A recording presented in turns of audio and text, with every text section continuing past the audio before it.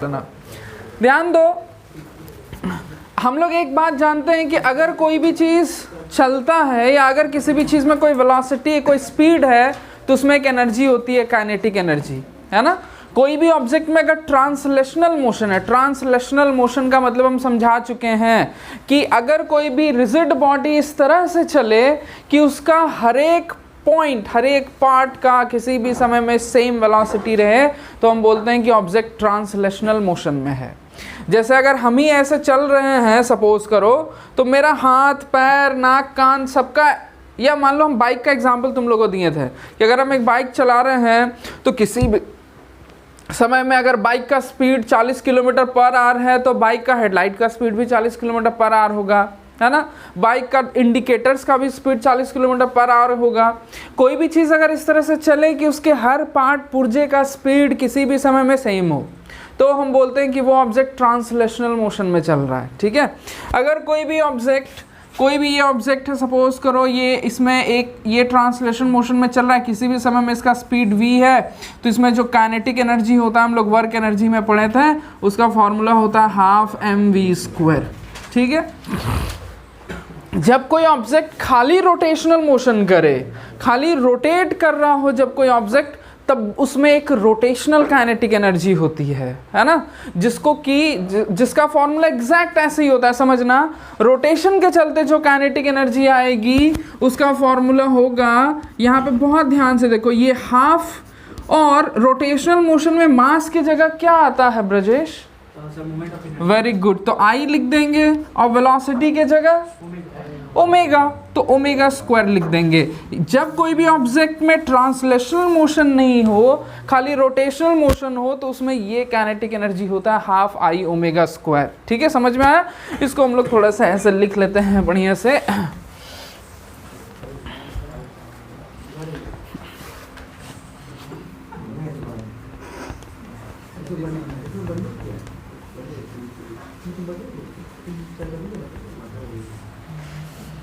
Kinetic energy in pure rotational motion. In pure rotational motion.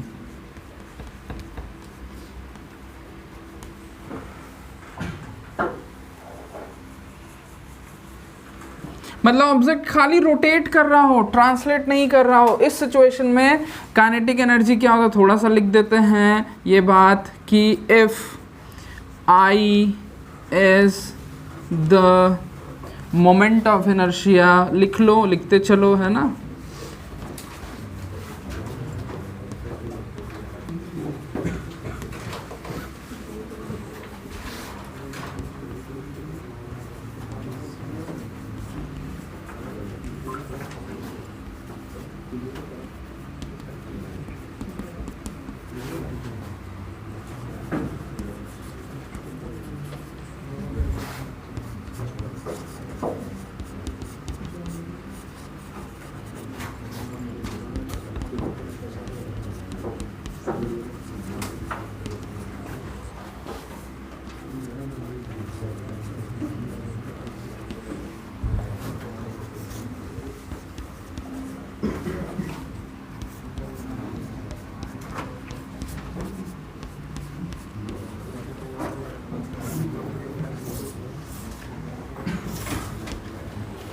लिख लो इसको। Topic का नाम है रोटेशनल मोशन, ठीक है, रोटेशनल मोशन। रोटेशनल मोशन क्या हम भी बोल रहे हैं, तो हेडिंग था हम लोग का, सॉरी, ये तो चैप्टर का नाम था। देखना आखिरी टॉपिक है रोलिंग मोशन, है ना, रोलिंग मोशन।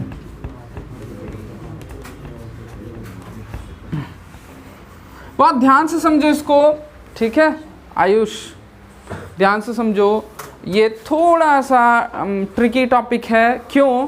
क्योंकि रोलिंग का मतलब क्या होता है, समझो मैक्सिमम जितना भी ऑब्जेक्ट्स हम लोग अपने आसपास देखते हैं ना, बहुत सारा ऑब्जेक्ट रोल करता है।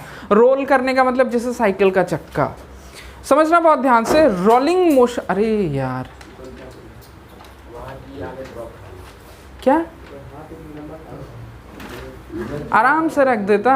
अब उसका पेन कहाँ पे फेंका गया है? तुम्हारे देखो नीचे गिरा हुआ, थोड़ा दे दो तो।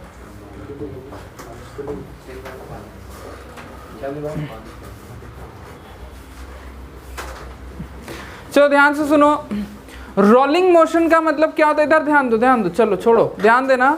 अगर कोई बॉडी रोटेशन के साथ साथ ट्रांसलेशनल मोशन भी करे, रोटेशन का मतलब क्या हुआ? घूमना, और ट्रांसलेशनल का मतलब क्या हुआ? आगे बढ़ना, या अपने जगह से अगर कोई भी ऑब्जेक्ट पूरी तरह से अपने जगह से दूसरे जगह चला जाता है तो ट्रांसलेशनल मोशन होता है।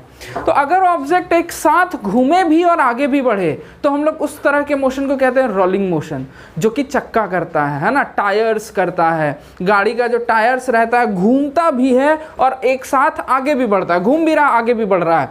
तो रोलिंग मोशन क्या होता है? एक तरह से कॉम्बिनेशन होता है ट्रांसलेशनल मोशन का और रोटेशनल मोशन का, है ना।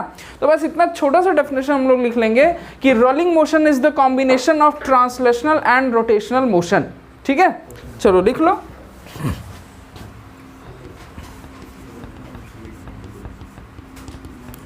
Rolling motion is the combination of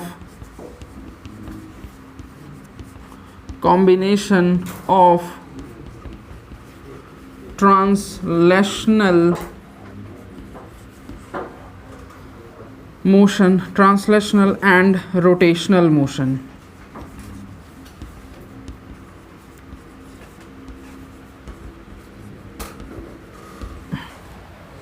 ठीक है, छोटा सा डेफिनेशन है इसका।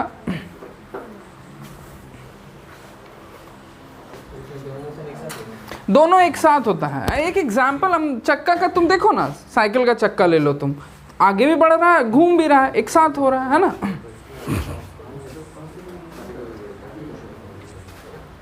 और रोलिंग मोशन समझना पढ़ना बहुत इंपॉर्टेंट है, क्योंकि हम लोग के नेचर में बहुत सारा ऐसा एग्जाम्पल दिखता है रोलिंग मोशन का।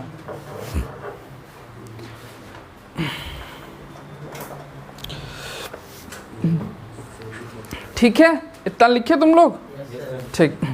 अब हम लोग थोड़ा ध्यान से समझेंगे रोलिंग मोशन को। हम एक ऐसे मानो कि एक रिम ले लेते हैं, या एक बाइक या साइकिल का चक्का ले लेते हैं सपोज करो, और हम उसके रोलिंग मोशन को थोड़ा ध्यान से समझेंगे। ठीक है, देखो ये सपोज करो एक सर्कुलर कोई भी रिम है,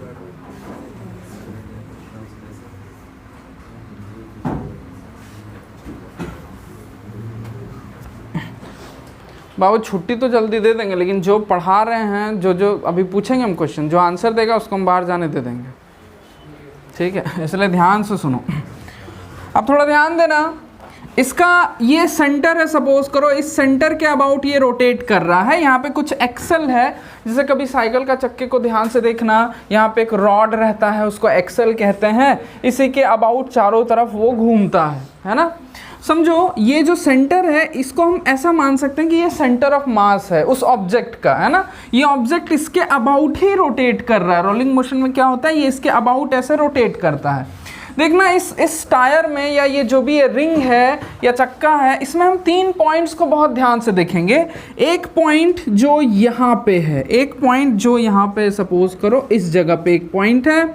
इस पॉइंट को सपोज करो हम नाम दे रहे हैं P0 नाम दे रहे हैं। जो पॉइंट जमीन से टच है, जो पॉइंट है ना, एक पॉइंट यहाँ पे है, ये ऊपर में है, सबसे टॉप का पॉइंट है, हम इसको P1 नाम दे रहे हैं। इस पॉइंट को हम C नाम दे रहे हैं, सेंटर ऑफ मास।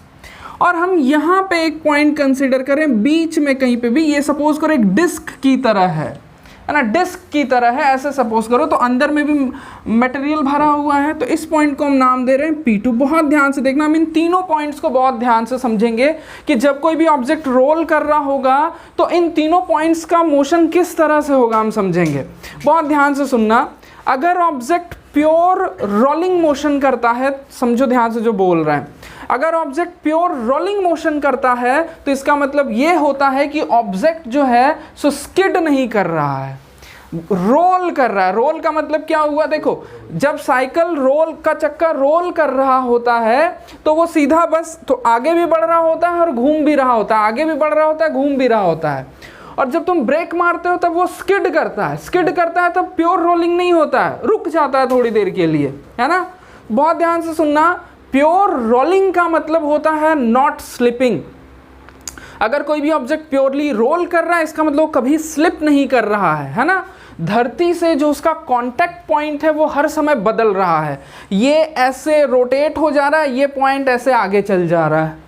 बात समझ में आ रहा है? इसको हम लोग कहते हैं प्योर रोलिंग, है ना। जब प्योर रोलिंग होता है, और एक बात समझना, हम ये मान के चल रहे हैं कि जो पूरा का पूरा चक्का है वो VCM इस वेलोसिटी से, CM मतलब सेंटर ऑफ मास, ठीक है। ये जो पूरा का पूरा चक्का है, समझो बात को, ये VCM वेलोसिटी से आगे बढ़ रहा है। मतलब जिस वेलोसिटी से ये पॉइंट आगे बढ़ रहा होगा, ये पॉइंट मतलब साइकिल का जो ये पॉइंट रहता है ना, एक्सल जिसको बोलते हैं, उसको अगर तुम ध्यान से देखोगे तो साइकिल जिस वेलोसिटी से आगे बढ़ रहा होता है वही वेलोसिटी से ये आगे बढ़ रहा होता है, आगे, है ना। तो जिस वेलोसिटी से ये आगे बढ़ रहा है, इसकी जो वेलोसिटी है इस डायरेक्शन में, उसको हम VCM मान लेते हैं, सेंटर ऑफ मास की जो वेलोसिटी है। और जिस वेलोसिटी से ये सेंटर आगे बढ़ रहा है उसी वेलोसिटी से ओवरऑल चक्का या उसी वेलोसिटी से साइकिल आगे बढ़ रहा है ना, उस लीनियर वेलोसिटी से। ये बात क्लियर है ना। अब बहुत ध्यान से सुनना, जब रोलिंग मोशन होता है ना, प्योर रोलिंग मोशन जब होता है, हम क्या कर रहे हैं, एक और बात, यहाँ से इसका जो डिस्टेंस है, और ध्यान से देखना, इसको हम कुछ डिस्टेंस जैसे छोटा r ले लेते हैं, सपोज करो स्मॉल r ले लेते हैं, ठीक है। और यहाँ से ये जो पूरा ये डिस्क, ये जो बड़ा वाला डिस्क है, इसका रेडियस हम कैपिटल R ले लेते हैं, सपोज करो। अब बहुत ध्यान से सुनो मेरी बात, जब पहले ये पार्टिकल को देखते हैं, P2 को सबसे पहले हम ध्यान से देखते हैं, ठीक है। देखो तो P2 जो है, जब ये साइकिल चल रहा होगा, रोल कर रहा होगा, तो P2 हमको इस तरह का सर्कुलर मोशन में चलता हुआ दिखेगा ना, इस तरह का एक सर्कुलर मोशन में चलता हुआ दिखेगा। तुम लोगों को दिखता होगा, जैसे साइकिल का चक्का में बाई चांस कुछ यहाँ पे हम लगा देते हैं, स्टिकर वगैरह लगा देते हैं, तो देखना जब साइकिल घूमता है तो ये हमको ऐसे सर्कुलर मोशन में एक छोटा सर्कल में हमको घूमता हुआ वो नज़र आता है ना। कोई भी चीज़ जब सर्कुलर मोशन करे, थोड़ा बहुत ध्यान से सुनना, इंपॉर्टेंट बात है, ये सब चीज़ समझोगे। कोई भी चीज़ जब सर्कुलर मोशन करता है तो किसी भी समय में जो उसकी इंस्टेंटेनियस वेलोसिटी होती है वो टेंजेंशियल होती है, इस डायरेक्शन में उसको एक टेंजेंशियल वेलोसिटी मिलता है। यानी इस समय में अगर हम इसको देखेंगे ना तो ये हमको इधर भागता हुआ नजर आएगा, उस समय, उसी समय। ओवरऑल देखेंगे तब तो घूमता हुआ नजर आएगा, लेकिन उस समय अगर तुम देखो तो ये इधर भागता हुआ नजर आएगा, ठीक है। तो ये इसकी लीनियर वेलोसिटी है। अगर हम ये मानते हैं कि ये चक्का जो है सो ओमेगा एंगुलर वेलोसिटी से घूम रहा है, तो तुम लोग को याद होगा किसी भी पॉइंट का लीनियर वेलोसिटी वो जिस सर्कल में घूम रहा होता है उस सर्कल का रेडियस और एंगुलर वेलोसिटी के प्रोडक्ट के बराबर होता है। V is equal to R omega, मेरे ख्याल से याद होगा सबको, V is equal to R omega. और हम हमेशा बोलते हैं इसको याद रखो, हमेशा यूज़ होगा, बार बार यूज़ होगा, ठीक है। तो अब देखो इसका यहाँ पे जो लीनियर वेलोसिटी होगा V, इस पॉइंट का जिसको कि हम लोग C2 नाम दिए हैं, सॉरी P2 नाम दिए हैं, इसका जो लीनियर वेलोसिटी होगा वो R ओमेगा होगा। और एक इम्पॉर्टेंट बात समझना, अगर कोई भी ऑब्जेक्ट ओवरऑल इस डायरेक्शन में किसी वेलोसिटी से चल रहा है तो उसके हर एक पार्टिकल का इस डायरेक्शन में कोई ना कोई एक वेलोसिटी ज़रूर होगा। जैसे हम एक एग्जांपल बोलें कि सपोज करो अगर कोई बाइक ही, या जैसे सपोज करो कोई कार, अगर इस डायरेक्शन में कोई कार ऐसे जा रही है, सपोज करो इस डायरेक्शन में ये हेडलाइट है, इस डायरेक्शन में कोई कार V वेलोसिटी से जा रही है, तो उसका हर चीज़ का, जैसे उसका छत का भी इस डायरेक्शन में वेलोसिटी V होगा, उसके इस हेडलाइट का भी V होगा, इसका भी V होगा। तो अगर ये चक्का ओवरऑल इस डायरेक्शन में V वेलोसिटी से जा रहा है तो इसके इस पॉइंट का भी तो इस डायरेक्शन में V वेलोसिटी होगा जी, लेकिन इस वेलोसिटी को हम यहाँ VCM लिखे हैं, तो इस डायरेक्शन में ये VCM वेलोसिटी से तो चलेगा। अगर ये पूरा चक्का ओवरऑल इस डायरेक्शन में VCM के वेलोसिटी से चल रहा है तो उसका ये पॉइंट भी तो इस डायरेक्शन में VCM के वेलोसिटी से चलेगा।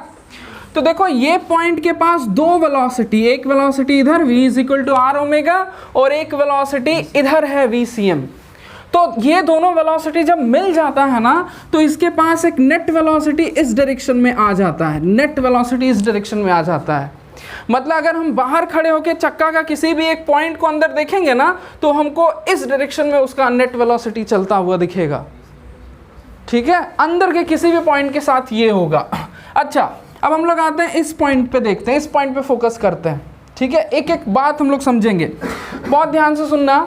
जब कोई भी ऑब्जेक्ट प्योर रोल कर रहा हो, प्योर रोलिंग मोशन में हो, तो उस समय ये स्किड नहीं करता है, चक्का जमीन पे स्किड नहीं करता है, फिसलता नहीं है, स्लिप नहीं करता है।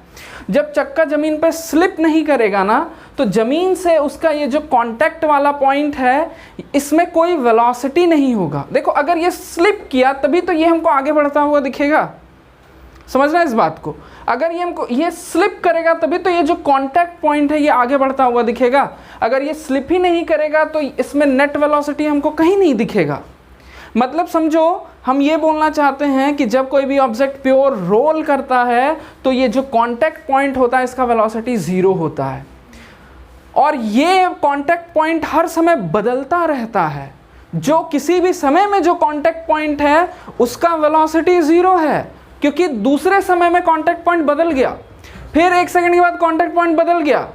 तो मतलब अगर तुम कांटेक्ट पॉइंट को देखो तो वो यहीं का यहीं रहेगा, उसमें इस डायरेक्शन में नेट वेलोसिटी किसी भी समय में नहीं नजर आएगा, है ना। ये बदल गया, ये फिर ऐसे बढ़ गया, लेकिन कांटेक्ट पॉइंट फिर तुमको यहीं दिख रहा है ना। तो कांटेक्ट, जब कोई भी ऑब्जेक्ट स्लिप नहीं करे तो किसी भी इंस्टेंट में कांटेक्ट पॉइंट का नेट वेलोसिटी 0 होता है। अब थोड़ा बात समझो, अगर ये ऑब्जेक्ट ऐसे रोटेट कर रहा है तो जिस तरह से ये अगर हम यहाँ पे एक पॉइंट दे दें इस टायर में, तो ये टायर का ये पॉइंट ऐसे ऐसे इस सर्कुलर मोशन में जाता हुआ हमको दिखेगा। मतलब इसमें एक लीनियर वेलोसिटी इस डायरेक्शन में होगा। हम लोग जानते हैं कि इसका जो लीनियर वेलोसिटी होगा वो इसका रेडियस r और एंगुलर वेलोसिटी ओमेगा के बराबर होगा, और इसमें इस डायरेक्शन में एक v cm वेलोसिटी तो है ही है ना। हम लोग जानते हैं कि एट प्योर रोलिंग के सिचुएशन में P not has net zero velocity. इसका अगर वेलोसिटी 0 है और इसके पास दो वेलोसिटी, एक इधर एक इधर, तो हम कह सकते हैं दोनों ऑपोजिट तो है ही है, दोनों इक्वल भी होगा, तभी तो एक दूसरे को कैंसिल आउट करके इसका वेलोसिटी को, नेट वेलोसिटी को 0 कर पाएगा। तो हम लिख सकते हैं यहाँ पे कि इस समय में yes V C M is equal to R omega, ये लिख सकते हैं हम लोग, ठीक है। अब देखो अगर हम ऊपर के पॉइंट पे ध्यान लगाते हैं, ऊपर वाला जो पॉइंट है, ठीक है, द टॉप मोस्ट पॉइंट जो है, इस पॉइंट पे अगर हम ध्यान लगाते हैं, देखो इसके साथ क्या बात है। सबसे पहला चीज, इसमें इस डायरेक्शन में एक वेलोसिटी वी सी एम तो है ही है ना। अच्छा, सिंस ये पार्टिकल भी तो ऐसे सर्कुलर मोशन कर रहा है, तो सर्कुलर मोशन के चलते एक हर कोई भी चीज़ जब सर्कुलर मोशन करता है, जैसे ये वाला पार्ट जब सर्कुलर मोशन कर रहा था, इसमें इस डायरेक्शन में एक टेंजेंशियल वेलोसिटी आया, इसमें इस डायरेक्शन में, तो इसमें भी इस डायरेक्शन में एक टेंजेंशियल वेलोसिटी आएगा जो आर ओमेगा होगा, है ना। तो यहाँ पे इसका जो नेट वेलोसिटी हो जाएगा वो R omega plus V C M हो जाएगा, क्योंकि दोनों वेलोसिटी इसी डायरेक्शन में है ना। तो हम लोग क्या देख रहे हैं, net velocity of the top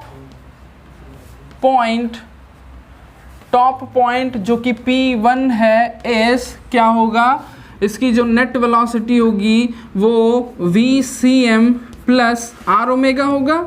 और हम लोग जानते हैं कि जब कोई भी ऑब्जेक्ट प्योर रोल कर रहा है तो V C M R omega के बराबर होता है। तो हम यहाँ पे आर ओमेगा को वी सी एम लिख सकते हैं, है ना। क्यों लिख सकते हैं, क्योंकि एट प्योर प्योर रोलिंग के समय में VCM जो होता है वो R ओमेगा के बराबर होता है। तो R ओमेगा को VCM लिख सकते हैं। तो टॉप पॉइंट का जो वेलोसिटी होगा वो twice of velocity of centre of mass होगा। ठीक है, तो ये सबसे कुछ छोटा छोटा क्वेश्चन, ये सब चीज़, ये सब इंफॉर्मेशन पूछ सकता है। ठीक है, ये बात भी कहीं कहीं पूछ सकता है, हो सकता है नीट वगैरह या कोई भी MCQ में ये बात पूछ सकता है चाहे ये पूछ सकता है। एक एक्स्ट्रा इन्फॉर्मेशन ध्यान देना कि ये जो इस पॉइंट का जो अंदर वाला पॉइंट है, इसका जो नेट वेलोसिटी है ना इस डायरेक्शन में, ये हमेशा P2 को P0 से जोड़ने वाले लाइन के परपेंडिकुलर होगा, यानी इस वाले लाइन के परपेंडिकुलर होता है ये हमेशा, इस वाले पॉइंट के परपेंडिकुलर होता है ये हमेशा ऐसे। बात समझ में आ रहा है क्या बोल रहे हैं? बढ़िया से फोटो ड्रॉ कर लो और पूरा लिख लो। काइनेटिक एनर्जी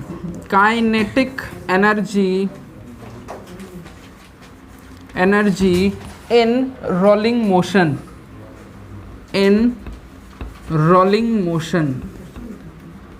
नहीं, एक टॉपिक है, इसको कर लेते हैं, उसके बाद करेंगे। Kinetic energy in rolling motion. देखो, रोलिंग मोशन का मतलब क्या होता है कि ऑब्जेक्ट जो है वो ट्रांसलेशनल मोशन भी कर रहा है, यानी आगे भी बढ़ रहा है और घूम भी रहा है ना। तो ऑब्जेक्ट किसी एक वेलोसिटी से आगे बढ़ रहा होगा। जैसे मान लो अगर cycle overall 10 kilometre per hour के स्पीड से अगर आगे चल रहा है, तो साइकिल का चक्का भी 10 किलोमीटर पर आवर के स्पीड से तो आगे बढ़ रहा है। तो वो हो गया उसका वेलोसिटी, लीनियर वेलोसिटी हो गया है ना, साइकिल के चक्के की लीनियर वेलोसिटी हो गई। और ऊपर से साइकिल का चक्का एक एंगुलर वेलोसिटी से भी रोटेट भी कर रहा है, तो वो उस चक्के की एंगुलर वेलोसिटी हो गई। तो चक्का में एक साथ दो वेलोसिटी है, रोटेशनल के चलते एंगुलर वेलोसिटी भी है, धीरे धीरे आगे भी बढ़ रहा है, तो ट्रांसलेशनल वेलोसिटी भी है। ठीक है, तो दोनों वेलोसिटी है। तो हम क्या देखते हैं कि दोनों वेलोसिटी के चलते दो काइनेटिक एनर्जी आ जाएगा, एक ट्रांसलेशनल काइनेटिक एनर्जी आ जाएगा और एक रोटेशनल काइनेटिक एनर्जी आ जाएगा, है ना। तो हम ऐसे लिखते हैं कि इफ द ट्रांसलेशनल या लीनियर जो बोलो है ना, translational speed of the rolling body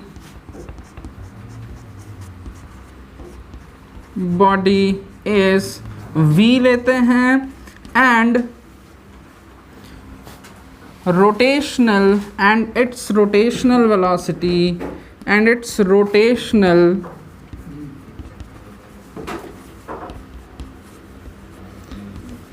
velocity is omega। तो उसकी जो काइनेटिक एनर्जी हो जाएगी, then it's kinetic energy will be तो इसका जो टोटल काइनेटिक एनर्जी हो जाएगा वो क्या हो जाएगा। सबसे पहले तो हम ऐसे लिख सकते हैं, जो ट्रांसलेशनल के चलते होगा हाफ mv², और रोटेशनल के चलते कितना काइनेटिक एनर्जी होता है जी, हाफ I⍵²। तो ये एक मेन फॉर्मूला हो गया कि ये अगर कोई भी ऑब्जेक्ट रोल कर रहा है, मतलब ट्रांसलेशनल मोशन भी है और रोटेशनल मोशन भी है, तो दोनों का काइनेटिक एनर्जी ऐड हो जाएगा, है ना। इसको ये फॉर्मूला हम लोग दिमाग में रखेंगे, ये इन्फॉर्मेशन भी दिमाग में रखेंगे। इसको थोड़ा सा हम लोग और आगे भी सिंप्लीफाई कर सकते हैं और आगे भी ले जा सकते हैं, लेकिन इस बात को भी हम लोग दिमाग में रखेंगे। एक और इम्पॉर्टेंट चीज़ थोड़ा सा देख लेना, ऐसे हम इसको लिखते हैं k = ½ mv²। ठीक है, जो हम पिछला फिगर बनाए थे उसमें जिस चीज़ को हम velocity of centre of mass लिखे थे ना, VCM से जिसको डिनोट किए थे, उसी चीज़ को खाली v लिख दे रहे हैं। कितना बार VCM लिखे, है ना, तो इसीलिए हम खाली v लिख दिए।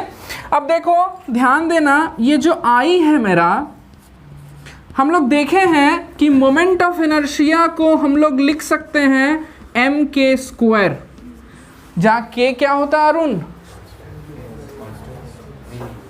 उसका नाम कुछ है? क्या बात है।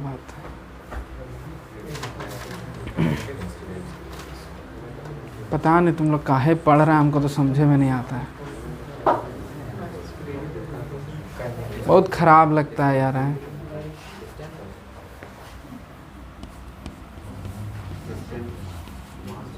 अरे वो तो सही बोली, रेडियस ऑफ गायरेशन है। किसी भी ऑब्जेक्ट के मोमेंट ऑफ इनर्शिया को हम एम के स्क्वायर के फॉर्म में लिख सकते हैं, जहां पे के रेडियस ऑफ गायरेशन होता है, के को रेडियस ऑफ गायरेशन कहते हैं। बेकार पढ़ रहा है, क्या बोले। ठीक है, फिर ध्यान देना, ये जो ओमेगा है हम लोग जानते हैं कि हम लोग v को लिख सकते हैं r ओमेगा, तो ओमेगा को लिख सकते हैं v बाय आर, लिख देते हैं ओमेगा को v बाय आर, तो ओमेगा स्क्वायर है ना जी, तो v square by R square हो जाएगा ना। ठीक है,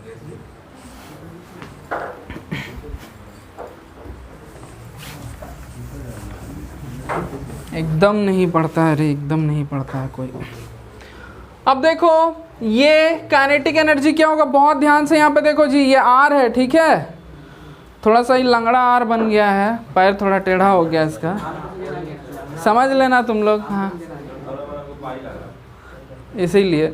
अब देखो तो यहाँ पे भी हाफ है और v स्क्वायर है ना, और अच्छा यहाँ पे छोटा m लिखा, यहाँ पे छोटा m लिख देते हैं क्योंकि इधर हम छोटा m लिखे हैं, तो ठीक है। अब देखो तो हाफ एम वी स्क्वायर यहाँ पे भी है ना, हाफ एम वी स्क्वायर है, इसमें भी है, तो दोनों जगह से हम हाफ एम वी स्क्वायर को कॉमन कर सकते हैं ना, कर लेते हैं। ये क्या कॉमन हो गया, half M V square common हो गया, यहाँ पे क्या बचेगा 1, यहाँ पे क्या बचेगा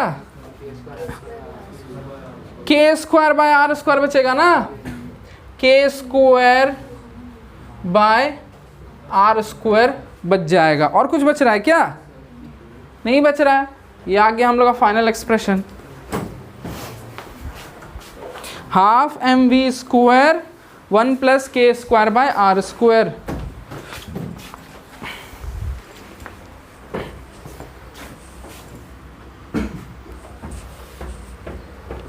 दिख रहा,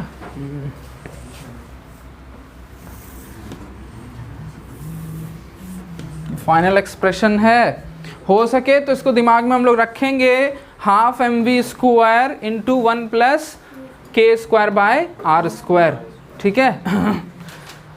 यहाँ पे आर क्या होता है, आर होता है जो चीज़ घूम रहा है ना उसका रेडियस, ठीक है, जो रोल कर रहा है।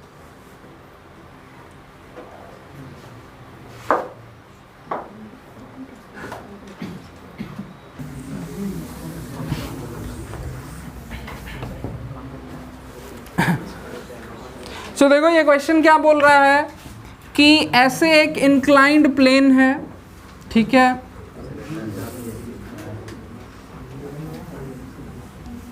ये एक इंक्लाइंड प्लेन है, इस इंक्लाइंड प्लेन पे एक रिंग, एक रिंग है और एक सॉलिड स्फेयर है और एक सिलेंडर है सेम रेडियस का, तीनों को यहां से गिराया गया, तीनों को गिराया गया यहाँ से, ठीक है। हम सपोज करते हैं कि ये जो इंक्लाइन है इसका जो हाइट है ये h है, ये हम सपोज कर लेते हैं, ठीक है, ये इसको हम सपोज कर लेते हैं कि ये h हाइट पे है, ठीक है। अब बहुत ध्यान से देखना, बात को समझना, बोल क्या रहा है कि एक रिंग को भी यहाँ से छोड़ दिया गया, वो ऐसे रोल करते हुए नीचे आएगा, एक सिलेंडर को भी छोड़ दें वो भी रोल करते हुए नीचे आएगा, सॉलिड स्फेयर को भी यहाँ छोड़ दें वो भी रोल करते हुए नीचे आएगा। तो कौन जब जमीन पे आएगा तो सबसे स्पीडली आके गिरेगा जमीन पे, किसकी वेलोसिटी सबसे ज़्यादा होगी, किसकी स्पीड सबसे ज़्यादा होगी जमीन पे आने पे, ये क्वेश्चन पूछ रहा है, ठीक है।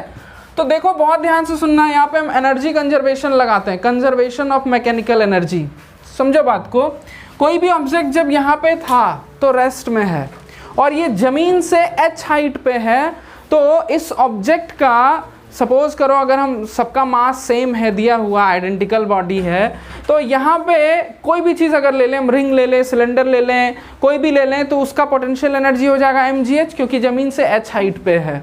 जब ये यहाँ से लुढ़कते हुए यहाँ पहुँचेगा तो ज़मीन के लेवल पे आ जाएगा, तो पोटेंशियल एनर्जी 0 हो जाएगी, और काइनेटिक एनर्जी अगर यहाँ पे पहुँचने पे इसका वेलोसिटी v है तो kinetic energy half mv square हो जाएगा। होगा क्या? समझना एक बात, कोई भी चीज़ रोल कर रहा है तो काइनेटिक एनर्जी ये होता है, हाफ mv² खाली नहीं होता है, हाफ mv² इंटू 1+k² होता है। ठीक है, तो देखो अगर ये रोल करते हुए यहाँ पे पहुँचा तो हम लोग अगर एनर्जी कंजर्वेशन लगाएंगे तो हो क्या रहा है, समझना बात को, यहाँ पे इसके पास पोटेंशियल एनर्जी होगा mgh और काइनेटिक एनर्जी होगा 0, क्योंकि ये यहाँ पे रेस्ट में है। जब ये यहाँ से लुढ़कते हुए यहाँ पे पहुँचेगा तो पोटेंशियल एनर्जी जो इसका है ना वो 0 हो जाएगा और सारा का सारा पोटेंशियल एनर्जी इसके काइनेटिक एनर्जी में कन्वर्ट हो जाएगा। यानी इसके पास जो पोटेंशियल एनर्जी था mgh, अब वो इसके काइनेटिक एनर्जी में कन्वर्ट हो जाएगा। यानी इसका जो काइनेटिक एनर्जी होगा ना, हम यहाँ पे कुछ ऐसे लिख सकते हैं, from the principle of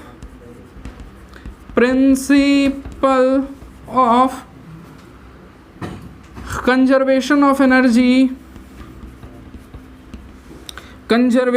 of energy हम लोग ये बात लिख सकते हैं कि इस समय यहाँ पे इसकी मतलब यहाँ पे जो इसका काइनेटिक एनर्जी होगा यानी कि हाफ mv² इंटू 1+k² वो यहाँ पे इसके पास जो पोटेंशियल एनर्जी था ना उसी के बराबर होगा, क्योंकि यहाँ पे इसके पास जो पोटेंशियल एनर्जी था वही यहाँ पे आके इसके काइनेटिक एनर्जी में कन्वर्ट हो गया है।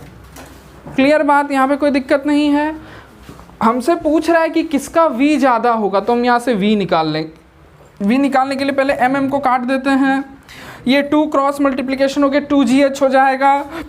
देखो तो इसको हम ऐसे लिख सकते हैं, ये जो v² है, ठीक है, ये 2 उधर जाके मल्टीप्लाई हो गया 2gh बाय में, बहुत ध्यान से देखना, ये जो मेरा है ये वाला चीज़ ये सब ऐसे बाय में आ जाएगा, 1+k² ये हो जाएगा। दिख रहा है क्या हो रहा है? ठीक, अब चलो बहुत ध्यान से देखो, पूछ क्या रहा है, किसका वेलोसिटी यहाँ पे सबसे ज़्यादा होगा कि सबसे कम? क्या पूछ रहा था? सबसे ज़्यादा पूछ रहा है कि सबसे ज़्यादा किसका वेलोसिटी होगा। अब बहुत ध्यान से सुनना मेरी बात को, अगर कोई भी एक्सप्रेशन फ्रैक्शन के फॉर्म में है यानी p/q के फॉर्म में है तो इसको न्यूमरेटर कहते हैं, इसको डिनोमिनेटर कहते हैं ना जी। अगर डिनोमिनेटर किसी का बड़ा हो जाता है तो रिजल्ट छोटा हो जाता है। ये बात तो सबको समझ में आता होगा, हमको समझाने की ज़रूरत है क्या? है तो बोलो, नहीं है। अगर ये बड़ा हो गया तो रिजल्ट छोटा हो जाएगा, क्योंकि डिवीज़न बड़े नंबर से होने लगेगा तो छोटा हो जाएगा। अब देखो समझो थोड़ा सा बात, चाहे हम जो लें, चाहे हम रिंग लें, चाहे डिस्क लें, चाहे स्फेयर लें, सबका आर सेम है, क्वेश्चन में दिया हुआ है, लेकिन सबके लिए के अलग अलग होता है। अगर हम रिंग लेते हैं बहुत ध्यान से देखना, अगर रिंग को उसके सेंटर ऑफ मास के अबाउट रिंग घूम रहा है तो मोमेंट ऑफ इनर्शिया mr² होता है ना जी। तो रेडियस ऑफ गायरेशन जो इसका होता है कैसे निकालते हैं? m हटाते हैं, जो बचता है उसका रूट कर देते हैं, तो खाली r हो जाएगा इसका रेडियस ऑफ गायरेशन। बोल रहा है हॉलो सिलेंडर है कि सॉलिड सिलेंडर है? सॉलिड सिलेंडर है, तो उसका मोमेंट ऑफ इनर्शिया क्या होता है? mr²/2। m हटाओ, जो बचा उसका रूट कर दो, r/√2, ये इसका रेडियस ऑफ गायरेशन हो गया। और क्या, सॉलिड स्फेयर है, उसका मोमेंट ऑफ इनर्शिया 2/5 mr², तो इसका रेडियस ऑफ गायरेशन क्या हो जाएगा? अंडर रूट में रहेगा 2/5, रूट में यहाँ पे 2/5 और r, ये हो गया इसका रेडियस ऑफ गायरेशन। अब बहुत ध्यान से देखो, जिसका रेडियस ऑफ गायरेशन छोटा होगा, जैसे समझो यहाँ पे अगर छोटा नंबर रहेगा तो डिनोमिनेटर छोटा बन जाएगा। एक एग्जांपल देते, जैसे सपोज करो ये 1 है, अगर मान लो के तुम्हारा 10 हो गया, एक एग्जांपल 10 हो गया, ठीक है, और ये भी सपोज करो 1 है, तो ये 100 हो जाएगा ना, k² 100, 100 में 1 ऐड होगा 101, ये 101 हो गया। अब मान लो कि ये 10 नहीं हो के 5 है, तो ये 25 और ये 1, तो 25 से 1 26, तो k बड़ा, समझो बात को, अगर k बड़ा हुआ तो नीचे वाला टर्म बड़ा हो जाएगा, समझ में आ रहा है, और नीचे वाला टर्म बड़ा हो जाएगा तो रिजल्ट छोटा हो जाएगा। बात क्लियर हुआ क्या बोल रहे हैं? तो जिसका k बड़ा होगा उसके लिए डिनोमिनेटर छोटा होगा, उसके लिए रिजल्ट जिसका k बड़ा होगा उसका डिनोमिनेटर बड़ा हो जाएगा, उसके लिए रिजल्ट छोटा हो जाएगा। बात समझ में आ रहा है हम क्या बोल रहे हैं? तो हमको क्या निकालना है कि रिजल्ट किसके लिए बड़ा हो, यानी v किसके लिए बड़ा हो, v उसी के लिए बड़ा होगा जिसके लिए k सबसे छोटा होगा। k सबसे छोटा होगा तो डिनोमिनेटर बहुत छोटा होगा, डिनोमिनेटर बहुत छोटा होगा तो रिजल्ट बड़ा आ जाएगा, क्योंकि छोटा नंबर से डिवीजन जाएगा ना। तो हम ढूंढेंगे कि इन तीनों में से किसका k सबसे छोटा है। अगर कैलकुलेट किया जाए ना तो समझना ये तो सबसे बड़ा है भाई, r तो सबसे बड़ा हो गया, और r में से √2 डिवाइड हुआ तो इससे तो ये छोटा ही हो गया, सबसे छोटा ये हो जाएगा। ठीक है, तुमको अगर देखना है कि अगर ये और ये, जैसे कई बार कंफ्यूजन होता है, एग्जैक्ट हम नहीं बता पाएंगे ये छोटा है कि ये छोटा है, तो ऐसा करो इन दोनों को डिवाइड कर दो। अगर इन दोनों को डिवाइड करने से 1 से बड़ा नंबर आए तो समझ लो ये बड़ा है। ठीक है, हम करके दिखा देते हैं। जैसे सपोज करो तुम डिवाइड किसको किसको कर रहे हो, r बाय √2 को तुम डिवाइड कर रहे हो किससे, √2 बाय √5। r से हम ऐसे लिख सकते हैं, r काट सकते हो, √5 ऊपर चला गया बाय 2। अच्छा, √5 का वैल्यू क्या होगा, 2 पॉइंट कुछ होना चाहिए, क्योंकि √4 का वैल्यू 2 होता है, तो इसका वैल्यू बहुत होगा तो 2 पॉइंट कुछ भी होगा जी, 2.24 ऐसे कुछ भी होगा, मतलब बहुत आएगा तो 1.1 आएगा, बहुत अगर आया तो इससे छोटा ही रहेगा। बात समझ में आ रहा है क्या बोल रहे हैं, समझ रहा है? अब देखो ये समझना थोड़ा सा बात, ये r को अगर हम √2 से डिवाइड, अच्छा तो 1.1 तो आ गया ना जी, 1 से तो बड़ा आ गया ना, तो अगर हम इन दोनों को डिवाइड किया 1 से बड़ा आ गया, मतलब ये बड़ा है। समझ रहे हो बात को? तो इससे हमको क्या पता चला कि सबसे छोटा स्फेयर का, सबसे छोटा सॉलिड स्फेयर का k है। तो सॉलिड स्फेयर का k जब सबसे छोटा है तो उसके लिए डिनोमिनेटर सबसे हाँ ये सबसे छोटा है तो उसके लिए डिनोमिनेटर सबसे छोटा हो जाएगा, रिजल्ट बड़ा हो जाएगा। क्लियर है? तो अगर स्कूल में ये क्वेश्चन आए तो हम लोग इस तरह से आगे बढ़ेंगे। ठीक है, हम लोग लिखेंगे कि since k for solid sphere A is least, therefore velocity for solid sphere is largest। यहीं पे खत्म हो गया, ये दिखाने का जरूरत नहीं है। ठीक है, समझ रहा बात को? समझी बाबू भी?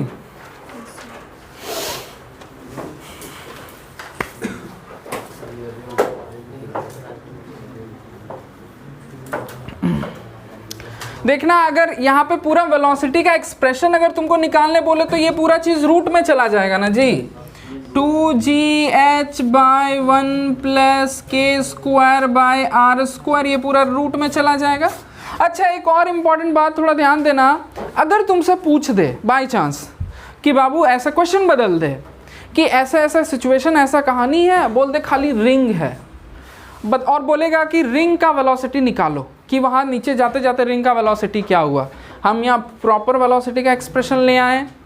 रिंग के केस में k क्या होता है, r के बराबर होता है। वहाँ हम छोटा r लिखे हैं, यहाँ बड़ा लिख दिए, तो रिंग में यहाँ हम k के जगह r लिख देंगे, तो r² बाय r² 1 हो जाएगा, तो ये 2 हो जाएगा, 2 कट जाएगा तो √GH खाली आ जाएगा। इसी तरह से हो सकता है तुमसे पूछे कि अच्छा तुम सिलेंडर का वेलोसिटी निकालो, तो सिलेंडर का k रख देंगे, उस हिसाब से सबका वेलोसिटी भी निकाला जा सकता है ना।